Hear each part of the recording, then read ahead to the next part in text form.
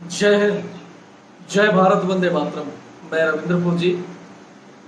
आज मैं इस चैनल के माध्यम से हमारे जवान भाइयों से दो चीज़ें डिस्कस करना चाहता हूँ। पहला तो ये कि कल मैंने एक अखबार की कटिंग जिसमें न्यूज़ देखी थी। उस अखबार में लिखा गया था कि हमारे जम्मू कश्मीर में इस बार अगस्त महीने तक ही लगभग 18 लोगों ने सुसाइड किया है, आत्महत्या की है, और 6 जवान आपस में गोलीबारी में मारे गए। और पैरामिलिट्री और सेना के सूत्रों के हवाले से ये खबर आई है कि ये पिछले साल के मुकाबले ज़्यादा है, क्योंकि पिछले साल पूरे साल में ही 19 मामले आए थे और अभी अगस्त तक ही 18+6 ये मामले आ चुके हैं। इस बात पर डिस्कस हुई है कि इन मौत का कारण क्या है। पैरामिलिट्री फोर्स के और सेना के अफसरों ने ये चीज़ें कही हैं कि ये है छुट्टी की कमी, जवान को समय पर छुट्टी नहीं मिलना, और घरेलू प्रॉब्लम, लगातार जवानों से जो जवानों की ड्यूटी है ऐसे एरिया में लगातार कंटिन्यू ड्यूटी आना, इस वजह से तनाव के कारण उन लोगों ने ये कदम उठाए। यहाँ उन्होंने जो सवाल किए हैं, मैं उनके जवाब इस वीडियो के अंदर उनसे पूछना चाहता हूँ। आपको भी मैं समय देता हूँ कि कमेंट्स में ये बताना कि ये कमी किसकी है। क्या ये कमी सरकार की है कि जवान छुट्टी नहीं मिल पा रही जवान को, या जवान वहाँ लगातार ड्यूटी दे रहे हैं, ये कमी किसकी है, सरकार की है या उन अधिकारियों की। इस वीडियो में पहले इस बात पर डिस्कस होगी। और एक और बात है, यहाँ मैं इसको रोककर एक दूसरी बात कि एक जवान है जिन्होंने कमेंट्स किया है, मेरे चैनल से जुड़े हुए हैं। उन्होंने कहा कि सर, हम आपके वीडियो लगातार देखते हैं और मैं लगभग 70 आदमियों को आपका वीडियो भेजता हूँ, लेकिन मुझे कहीं ना कहीं ये लगता है कि ये कोई हमारी बातें सुनता भी है कि नहीं है, वो लोग वीडियो देखते भी हैं कि नहीं देखते हैं, तो मैं निराश हूँ, मैं क्या करूँ। तो यहाँ इस बात का भी मैं जवाब उनको देना चाहता हूँ।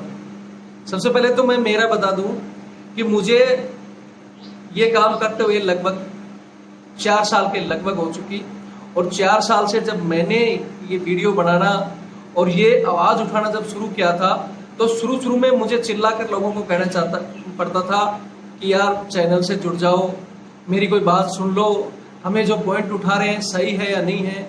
मैंने बहुत कोशिश की, 6 महीने, साल, 2 साल लोगों को बोल कर चिल्ला कर मेरा गला बैठ गया, लेकिन बहुत कम लोग जुड़ते थे, बहुत कम लोग बातें सुनते थे। आधे से ज़्यादा मेरे पास के भी और दूसरे बोलते थे कि यार ये तो ऐसे ही पागल है, कोई सुनता तो है नहीं, फालतू में बोलता रहता है। लेकिन मुझे आज 4 साल में लग रहा है कि कुछ बदलाव हुआ है, और वो बदलाव ये है, सबसे पहला कि इसी चैनल से ना करते हुए भी आज 4,47,000 लोग जुड़े हैं। यानी कहीं ना कहीं लोगों को लग रहा है कि हम सही बोलते हैं, तो लोगों का जुड़ाव हो रहा है।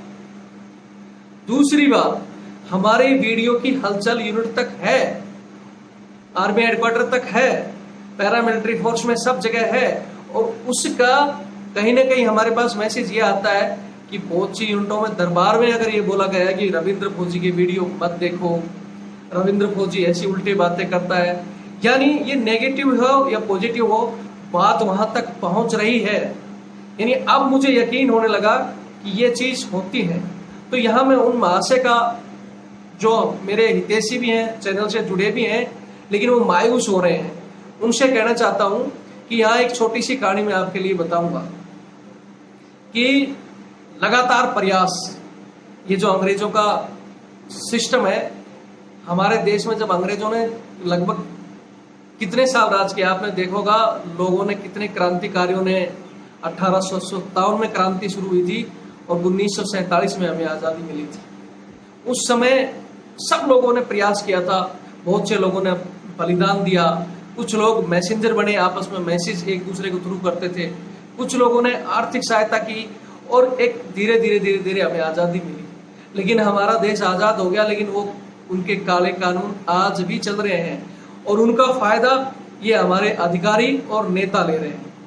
अब हमें कहीं ना कहीं उस क्रांति को और जागरूक करके, उस समय संसाधन भी नहीं थे, लोग कैसे कैसे मजबूर होकर करते थे, लेकिन आज संसाधन है और आप अपना लगातार प्रयास करोगे तो उसका रिजल्ट मिलेगा। एक छोटी सी कहानी उसके लिए भी बताऊंगा। यहाँ एक बार इस कहानी को रोककर वापिस में जाता हूं उस पर जहां जम्मू कश्मीर की मैं सुसाइड की बात कर रहा था वहां। यहाँ एक और छोटा सा टॉपिक बता देता हूं कि मेरे पास एक कल कॉल आई है, मैंने उसको रिकॉर्डिंग भी किया है, मैं अभी डाल नहीं रहा उस कॉल को, आपको भी मैं बता देता हूं कि एक मेरे पास MP मध्य प्रदेश में हमारी एक सेना की यूनिट है, वहां एक मेरे पास एक जवान की कॉल आई है कि सर मेरा तो जीना आराम हो गया है और जिस सहायक प्रथा की आप बात कर रहे हो उसी को लेकर मेरे को इतना टॉर्चर किया जा रहा है कि मेरे सामने ऐसी मुसीबत आ रखी है कि या तो मैं नौकरी छोड़ दूं या सुसाइड कर लूं। सुसाइड का कारण। और यहां पहली बार उसको सहायक भेजा गया किसी लेफ्टिनेंट कर्नल के पास, फिर वहां उसने मना कर दिया, उसको टॉर्चर किया गया, लोकल का बंदा है, घर नहीं जाने दिया 500 मीटर पे, इतना टॉर्चर किया गया। ठीक है, वहां से उसको बोला ठीक है मत जा तू लेफ्टिनेंट कर्नल के पास। उसके बाद यूनिट के SM साहब, उनके पास लगा दिया गया। और यहाँ एक SM की फैमिली ने उसको बोला कि मेरा दूध अंदर, मतलब गाड़ी से वो बंदा जब ड्यूटी कर रहा था दूध की, तो बोलता है कि मेरा दूध अंदर दे के जाओ, कमरे में दे के जाओ, मैं SM की फैमिली हूँ, मैं औरों की तरह जेसीओ या हवलदार की नहीं कि गाड़ी के पास आऊँ। उसने जवान ने मना कर दिया कि मैं दूध अंदर नहीं देके जाऊंगा। अपने सभी सीनियर्स को बताया, सबको बताया, SM साहब को बुलाया, SM साहब बोले भाग बहन चुप, जाएगा नहीं तो तेरी मैं हालत खराब कर दूंगा। बाकी NCO वगैरह इस समय ये कहने की बजाय उसको ये कहते हैं कि भाई मत जा, वो भी आएगी, लेकिन कहते हैं अरे यार कर ले नौकरी, बहन तेरा जीना आराम कर देगा, SM साहब की फैमिली है, चला जाए कर क्या फर्क पड़ता है। अफसरों के पास भी जाते हैं, वो एक चीज भाईबंदी होती है। सबने कहा, वो जवान मजबूर होके और उनकी फैमिली को अंदर तक दूध देने चला गया। जब दूध देने गया तो SM की फैमिली उससे कहती है आ गया लाइन पे, बोला नहीं तो तेरी नौकरी में मिनटों में हवा करवा देती। तब उस जवान को दोबारा खुंदक हुई, उसने बताया कि सर मैं क्या करूं। इसकी बात सुनकर मतलब मेरा जो जमीर था जो मरा हुआ था एक बार फिर जाग गया कि मैं इसके कहने पे, मतलब ये है क्या चीज कि मैं इसके कहने पे दूध। फिर उसने जाकर दोबारा अपने सीनियर सूबेदार साहब को बताया, बोले सर मेरे को लिख के दे दो कि मैं उसका दूध अंदर तक जाऊंगा या नौकरी छोड़ूंगा या मैं कहीं ना कहीं गोलियां चला दूंगा, बताओ क्या करूं। फिर उसने सूबेदार साहब ने ठीक है मना करो, SM के सामने लेके बोला कि साहब आपकी फैमिली ऐसे बोल रही है जवान। अभी SM साहब को भी शर्म महसूस हुई है यहाँ, लेकिन फिर भी उस जवान को डांट कर भगा दिया कि ठीक है तेरा बाद में कुछ देखता हूँ। यूनिट में बात फैली है और चर्चा चली है कि भाई एक SM की फैमिली ऐसी बोल रही है। तो यहाँ मैं श्रीमान SM साहब से भी कहना चाहता हूँ कि अभी तक सिर्फ हम परेशान थे अंग्रेजों के, जो जिनमें DNA मिक्स है ना अंग्रेजों का, क्योंकि वो अपने आप को आज भी अंग्रेज अफसर मानते हैं। यहाँ लगातार जिस सहायक प्रथा के लिए मैं लड़ाई लड़ रहा हूँ, मैंने कहा है कि पहले अंग्रेज अफसर होते थे, बहुत से देश की सिविल जनता को पता नहीं कि ये सिस्टम क्या है, सहायक सिस्टम, बड्डी सिस्टम नाम दे दिया।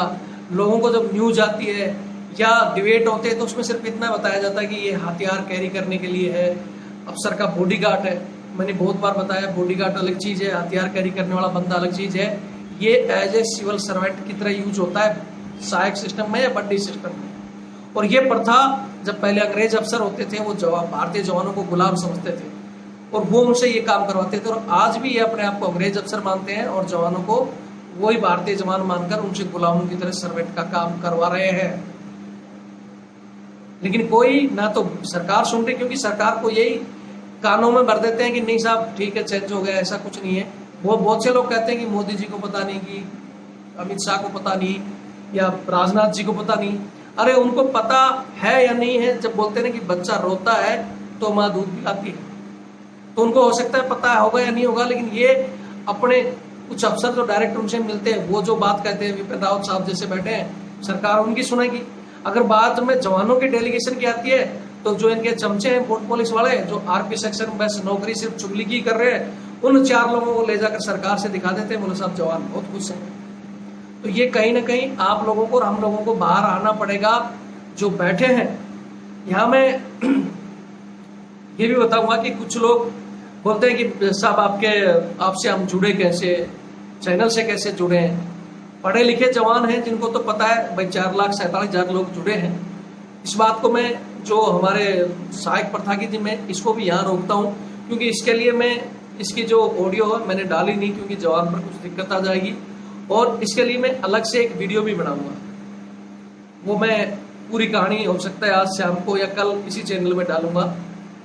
अब यहाँ जो बात हो रही थी हमारी वो कि सुसाइड जवान क्यों कर रहे हैं और आपस में गोलीबारी क्यों कर रहे हैं, मैं उस पॉइंट पर चलता हूँ यहाँ। और उस पॉइंट को मैं, जैसे मैंने शुरू में कहा था, आप लोगों के कमेंट्स भी मैं देखता रहूंगा, जवाब भी देता रहूंगा कि क्या छुट्टी देना सरकार का काम है। सरकार ने तो घोषणा कर दी कि जवान को अगर 90 दिन में काम नहीं चलता है तो 100 दिन की छुट्टी दो।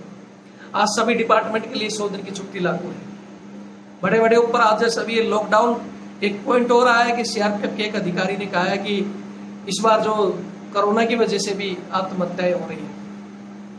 तो श्रीमान, कोरोना में भी जो ऊपर से विपिन रावत साहब ने या सबने कहा था कि ये छुट्टियां कन्वर्ट होंगी किसमें, इमरजेंसी लीव में, लेकिन ये लोगों के पीटीओ करके बैठ चुके हैं 90 दिन का और कह रहे हैं कि अब तुम्हें पूरी साल छुट्टी नहीं मिलेगी। अब इस स्थिति में अगर किसी जवान का कोई इमरजेंसी काम होगा, उसके घर में अगर कोई मर भी गया होगा, तो भी ये उसको बोलेंगे कि क्या करें, छुट्टियों का बहुत प्रॉब्लम आ रही है। लेकिन यहाँ छुट्टी की प्रॉब्लम हो या ड्यूटी की प्रॉब्लम हो, ना तो इसमें सरकार की कोई परेशानी है, ना बंदों की। सरेआम यहाँ परेशानी है तो अधिकारियों की वजह से। क्यों? क्योंकि जिस सहायक प्रथा के लिए हम लड़ रहे हैं, उसी सहायक प्रथा में कम से कम 30% जवानों को, जिनको जेएंडके का अलाउंस मिलना चाहिए, जो जेएंडके में प्रेजेंट होने चाहिए, लेकिन वो दिल्ली, कोई चंडीगढ़, तो कोई जयपुर, तो कोई कहीं अफसरों के घरों में बैठे हैं वो जवान। 30% जवान जो वहां ड्यूटी कर रहे हैं। यूनिट, आप किसी भी यूनिट की स्ट्रेंथ ले लो, जिसके अंदर आप देखोगे कि उस स्ट्रेंथ के अलावा बंदे दिल्ली में क्या कर रहे हैं। ये बोलते हैं कि बड्डी सिस्टम में तालमेल, तुम वहां सर्विस कर रहे हो, वहां जवानों को टाइम से छुट्टी नहीं, ड्यूटी मिल रही, और वो तुम्हारी मैडम के वहां कच्चे बनियान धो रहा है, तुम्हारे घर में झाड़ू पोछा कर रहा है। इससे कौन सा तालमेल होता है? बहुत से अफसरों के कमेंट्स आते हैं कि हमारे यहाँ तक कि हमारे भी, जैसे मैंने बीच में दिया था एक दो उदाहरण धर्मपाल जैसे, कि यार सिस्टम ये तो तालमेल के लिए जरूरी है। अरे कौन सा तालमेल है भाई? उसका कच्चा धोने से उसका कौन सा तालमेल हो जाएगा? उसके टॉयलेट साफ करने से, उसके लॉन गार्डन में पानी देने से कौन सा ये हो जाएगा? अभी कल परसों की एक न्यूज और है जो आने में मेरे पास पहुंचते ही मैं डालूंगा कि अभी एक कोई ब्रिगेड कमांडर है जिनके पास जो सहायक था, मशीन से घास कटिंग करते हुए उसकी डेथ हो गई। अब उसको कहाँ दिखाया जाएगा? पहले ऐसे मामलों को मैं इसलिए रोकता हूँ कि हो सकता है उसके परिवार के बेनिफिट के लिए, या उसका परिवार क्या चाहता है वो मैं डालना नहीं चाहता, लेकिन आने दो। अगर ऐसा कुछ होता है, जैसे कल मैंने वीडियो डाला है कि बहरोड के बंदे का, कि पहले उसको शहीद दिखाया, राज के सम्मान से उसका अंतिम संस्कार किया, बाद में उसको सुसाइड दिखा दिया। तो यहाँ क्या दिखाते हैं उसके बाद उसका वीडियो आएगा। तो यहाँ सरकार क्यों नहीं ध्यान देती? हम लगातार जो चिल्ला चिल्ला के कह रहे हैं कि अगर आप सहायक प्रथा बंद कर दोगे तो हमारे 30% जवान यूनिट को मैन पावर मिल जाएगी। उसके अलावा जो इनकी निजी पार्टियां हैं, जो पार्टियों में वेटरगिरी का काम करवा रहे हैं, ये अपने पर्सनल वर्क के लिए, इनके कोई टीडी जा रहा है इनके बक्से लाने के लिए, कोई टीडी जा रहा है मैम साहब के अलग से किचन सेट लाने के लिए, ऐसे इनके पर्सनल काम। 30% सेवादारी फिक्स है, उसके अलावा 30% इनके पार्टियों में वेटर फलाना गिरी इनके, यानी 60% सेना की नफरी को ये अपने निजी कामों में यूज करते हैं। और जब 60% आप निजी कामों में यूज करोगे तो 40% को तो एक्स्ट्रा ड्यूटी देनी होगी। वो एक्स्ट्रा ड्यूटी देंगे, स्टेज में आएंगे, छुट्टी मांगते हैं तो बोलते हैं स्ट्रेंथ नहीं है। स्ट्रेंथ तो तुम्हारे घर में बैठी है। तो ये सरकार की कमी नहीं है, अफसरों की कमी है कि वो स्ट्रेंथ को पूरी करें। अगर सच्चे देशभक्त बनना चाहते हैं, जो मेडल लगा लगा कर मीडिया इनको दिखाती है ना, सबसे बड़े गद्दार वो हैं जो 60% जवानों का मिस यूज करेंगे। इन आत्महत्याओं का कारण कौन है? देश की जनता तय करे।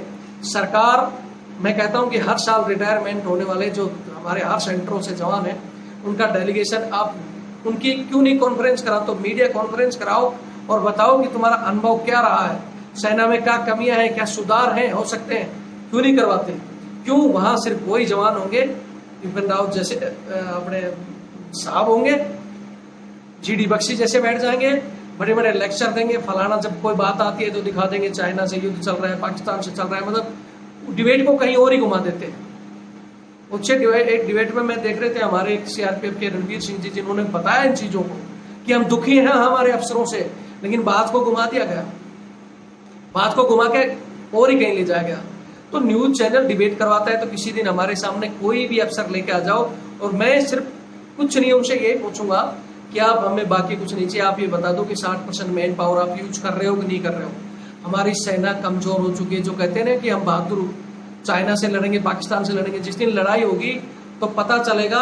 हमारे जो 30% जवान है ना, बोलते हैं कि एक मैंने यहाँ में 2 उदाहरण और दे देता हूँ, वीडियो वैसे लंबा हो रहा है, 2 उदाहरण और दे देता हूँ। पहला उदाहरण ये कि एक दिन टीवी में एक वो आ रहा था जिसमें एक भगवंत मान जी हैं, जिनका डायलॉग था कि सर्कस में जो शेर थे, सर्कस के शेर जब सर्कस बंद हुए तो उनको जंगल में छोड़ा गया था और उनको जंगली कुत्ते खा गए थे, क्योंकि वो आदी हो गए थे उस पिंजरे में रह के।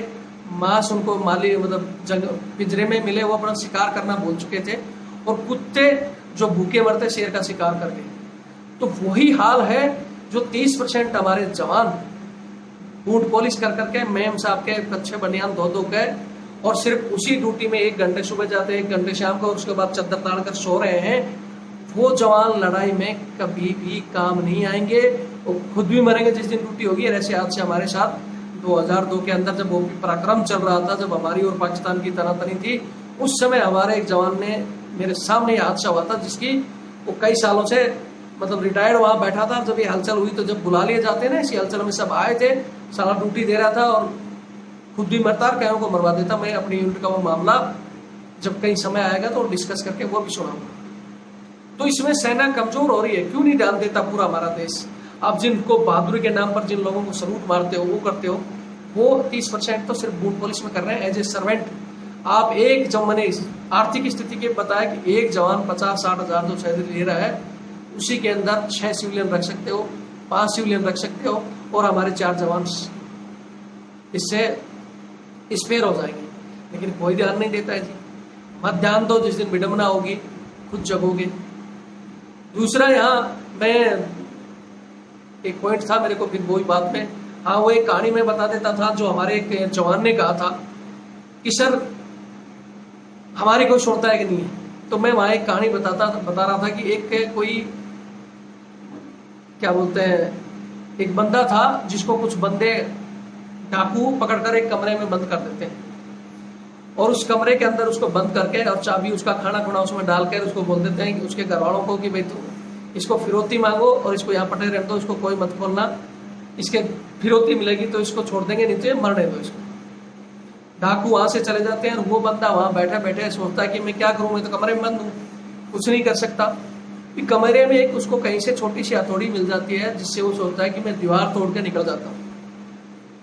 वो दीवार तोड़ने की कोशिश करता है लगातार 3 दिन, जब तक उसमें ध्यान दी, छोटा मोटा खाया करता रहा, दीवार तोड़ता रहा, और उसने बहुत कम से कम इतनी दीवार तोड़ दी हो। लेकिन तीसरे दिन वो थक गया और वो सोचा कि शायद ये दीवार नहीं टूटेगी, पता नहीं कितनी लंबी है और मैं तो यहाँ इसमें ऐसे ही मर जाऊंगा। उसने हथौड़ी वहां डाल दी और वो बैठ गया, और बैठे बैठे वो लास्ट में 2 दिन बाद वो मर गया वहां। जब वो डाकू वापिस आए 3 दिन बाद 5 दिन बाद, तब उन्होंने देखा यार बंदा मरा पड़ा है और हथौड़ी से इसने दीवार भी तोड़ने की कोशिश की है, और आखिर मर क्यों गया? तब उन्होंने लास्ट में 2-3 चोटें और मारी, मात्र 5 चोट के अंदर वो दीवार टूट गई। अगर वो बंदा वहां उस दिन नहीं रुकता और 5 चोटें और मार देता, वो मरता नहीं, बाहर निकल जाता। तो वही कहानी दोस्तों हमारी है। 5 साल से मैं लगातार लग रहा था, मुझे लग रहा है बदलाव नहीं है, लेकिन मैं कोशिश अपनी प्रयास जारी रख रहा हूँ, और आप लोगों की कोशिश से और मेहनत से अगर ये प्रयास जारी रहा तो हम जरूर सफल होंगे।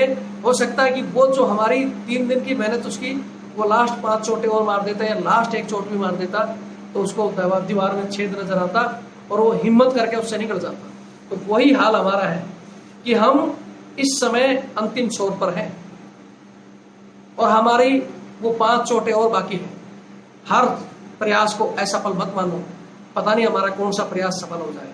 और इसीलिए आप सबको पता है कि मैं सुप्रीम कोर्ट में जो केस डाल रहा हूँ उसमें समय जरूर लग रहा है, हम जरूर सफल होंगे सुप्रीम कोर्ट के माध्यम से, या मीडिया के माध्यम से, इस चैनल के माध्यम से आप इतने लोग जोड़ दो ना इस चैनल में। आज जब हम इतने समय में इतने जुड़े हैं, आने वाले समय में हमारे 10 लाख 50 लाख लाखों लोग, करोड़ों लोग इससे जुड़े होंगे, तो हम खुद ही अपने आप में एक न्यूज चैनल होंगे। बहुत से लोग कहते हैं कि राष्ट्रीय या नेशनल चैनल क्यों नहीं दिखाता, तो हम उनके पीछे क्यों पड़े। एक दिन वो हो कि वो हमारा आकर इंटरव्यू मांगे और इतने लोग हमारे पास हों कि हम जो बात कहें वो न्यूज बन जाए। ये वीडियो बाद में लंबा हो जाएगा, कहने का मतलब आप समझ चुके होंगे। मैं चाहता हूँ जो पढ़े लिखे लोग हैं, जिनको नहीं पता चैनल से कैसे जुड़ना है, वो जो अपना इससे सब्सक्राइबर का बटन उनसे जुड़वाओ, चैनल से जुड़वाओ। बीच बीच में आपके पास मैसेज आता है जिसमें सब्सक्राइबर हो, कब क्या मैंने वीडियो डाला है वहां से पता चल जाएगा। ये चीज इनको सिखाओ ताकि हम अपने काम में सफल हो सके। और बाकी बातें होती रहेंगी। जय हिंद, जय भारत, वंदे मातरम।